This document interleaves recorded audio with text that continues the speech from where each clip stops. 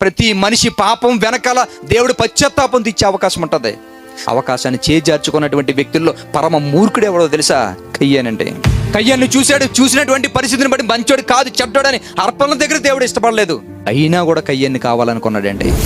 కయ్యాని దగ్గర కావాలనుకున్న తర్వాత కూడా చెడ్డ మాటలతో తమ్ముడిని రోజుకి తిడుతున్నా అయినా సహించాడు దేవుడు. చివరికి ఏం చేశాడు తెలుసా? తన తమ్ముడు మంచి పనులు చూసి వారవలేక తమ్ముడిని చంపేయాలనుకుని చంపేశాడంటండి.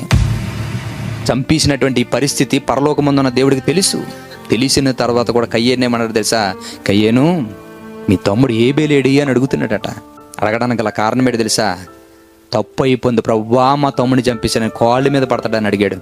చంపేసిన తర్వాత కూడా అవకాశం ఇస్తున్నాడంటే మన దేవుడు ఎంత గొప్పవాడో చూడండి.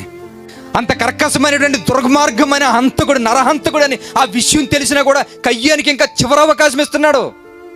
ఇంత కయ్యాని లాంటి ఒక దుర్మార్గుడికి అవకాశం ఇచ్చాడంటే మనం కయ్యాని కన్నా దుర్మార్గులం కాదు కదా.